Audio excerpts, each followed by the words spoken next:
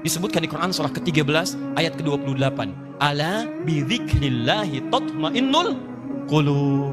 Masih ingat qulub jama dari kata apa? Qalbu. Jadi kalau sholat Anda benar, hati Anda tenang. Jadi hati yang tenang, dia bisa mengendalikan nafsu dalam kehidupannya. Sehingga muncul yang baik-baik di sini. Jadi kalau teman-teman sudah sholat 5 kali dalam sehari, tambah dengan sunnahnya, hatinya belum tenang, pasti ada yang kurang tepat dalam sholatnya. Karena jangankan sholat, tempat sholat saja disebut oleh Quran tempat yang menenangkan. Quran surah 2 ayat 125. Wa idh ja'alna al-baita mathabatan lin-nasi wa amna. Dan ingatlah ketika kami tetapkan al-bait, Ka'bah itu di sekitaran Masjid Al-Haram. Begitu Anda ke situ, kata Allah, Anda punya masalah apapun, segelisah apapun di depan Ka'bah, tenang jiwa Anda. Dan hebatnya lingkarannya disebut dengan masjid. Masjid pun punya aura yang mirip-mirip sama. Gak percaya silahkan, Anda dari rumah datang ke masjid, begitu dibuka pintu masjid, melangkah, ada ketenangan tersendiri. Ada lain teman-teman.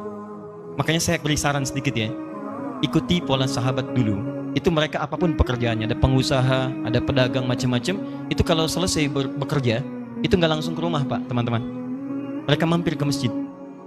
Begitu keluar dari masjid, yang dibawa itu aura masjid. Dia nyampe rumah itu bukan aura pekerjaan. Kadang-kadang kalau Anda dari pekerjaan ke rumah, itu yang dibawa tuh bayangan pekerjaan, menumpuk macam-macam, sehingga kadang-kadang banyak kegelisahan. Coba mampir, begitu keluar, sudah ada ketenangan dalam jiwa. Enak, tenang. Saking tenangnya masuk, sholat 2 rakaat, lebih tenang lagi. Duduk, atasnya AC, tidur aja gitu kan. Paham ya? Satu. Jadi, cari semua bentuk hubungan dengan Allah, itu akan menguatkan jiwa Anda. Di antara kalimat zikir nanti turunkan, ada sholat, ada baca Quran. Makanya kalau nggak percaya silahkan, Anda sedang gelisah, buka Quran, sudah, nggak mahal kok, buka mushaf, baca Quran, seketika tenang. Habis itu gelisah lagi. Ya. Kenapa? Belum selesai, baca lagi, minta sampai tenang jiwa Anda. Doa, Quran surah 7 ayat 205, wadhkur rabbaka fi nafsik, doa disebut dengan zikir. Makanya kalau sedang gelisah jangan mengeluh. Nggak ada ayat tentang keluhan. Kalau ada ayat tentang keluhan di Quran, insya Allah saya jadi orang pertama yang mengeluh. Nggak ada teman-teman. Bahkan binatang pun tidak mengeluh dalam kehidupan. Kerjakan. Semut nggak ngeluh. Silahkan cek. Kera tidak mengeluh. Ayam tidak mengeluh. Cek. Nih lihat. Ini ada wajan. Ini ada cacing sini. Di bawahnya kita kasih api di sini.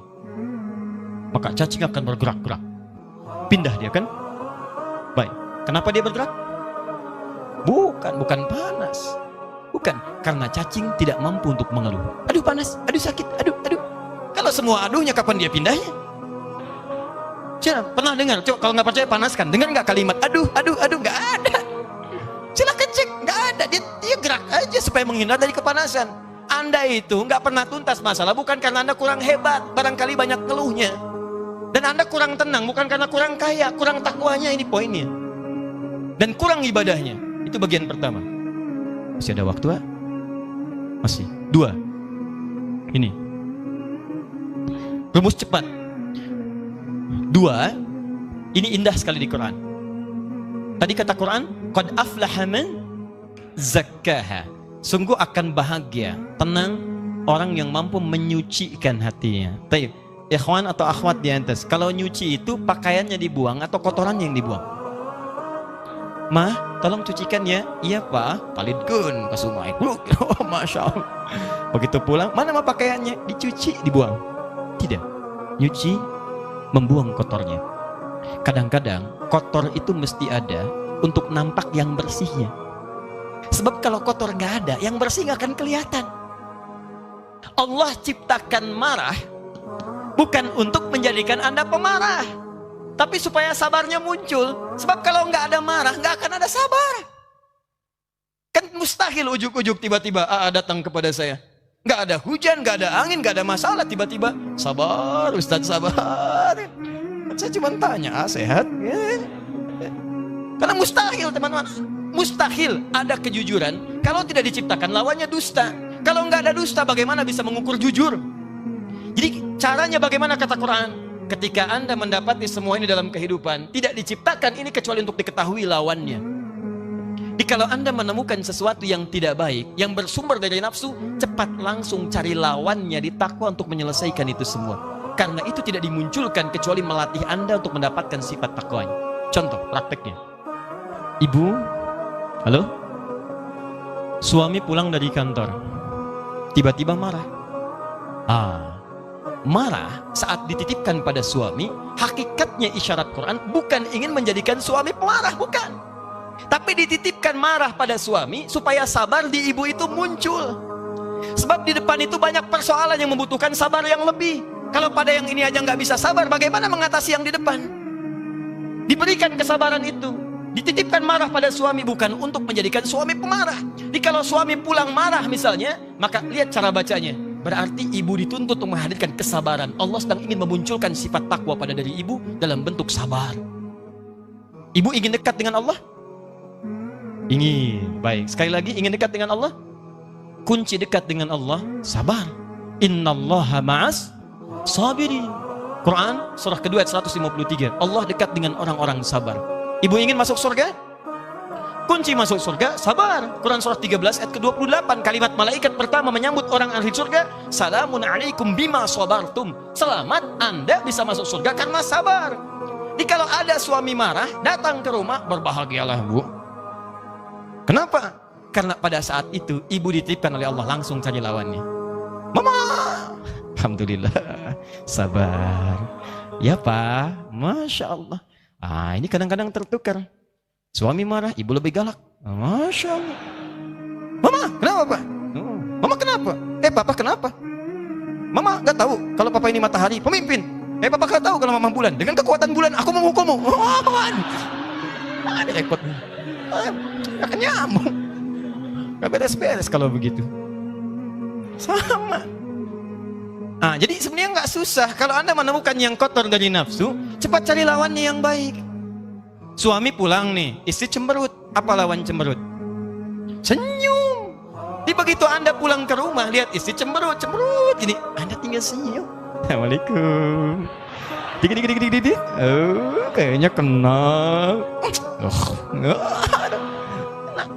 Udah gitu. Ya, cuman memang teorinya mudah, prakteknya tidak sederhana itu. Betul. Ustadz juga sama. Makanya jarang ada ustadz ceramah bawa istrinya, jarang itu. Jarang sekali. Ini live ya. Kita selesaikan di rumah. Jadi dua saja itu. Pertama, bangun hubungan dengan Allah, zikir. Makanya Anda kalau temukan kalimat-kalimat ibadah itu semuanya takwa ujungnya.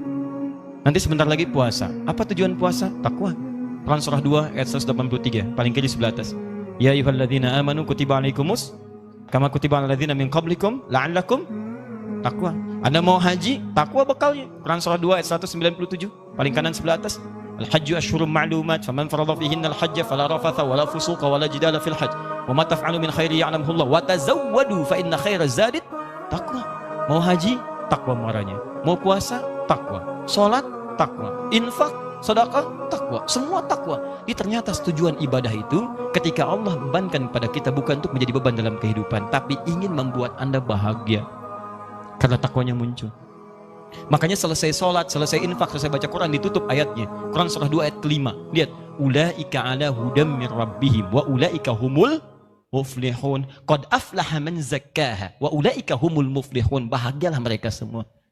Di ketika Allah minta kita sholat, Allah minta kita bahagia. Aneh kalau ada orang diminta bahagia, nggak mau bahagia, itu orang aneh. Makanya ketika Anda dipanggil sholat, hayya 'alas shalah, Anda tanya, kenapa kami sholat ya Allah? Dijawab, hayya 'alal falah. Ayo saya kasih bahagia. Yang belum bahagia datang ke sini. Anda orang kaya, Anda orang hebat, belum bahagia. Cek, bukan karena Anda kurang hebat dan kaya, Anda kurang takwa. Karena ketika Anda takwa, masalah Anda selesai. Quran surah 65 ayat 2 dan 3. Wa may yattaqillaha yaj'al lahu makhraja wa yarzuqhu min haitsu la.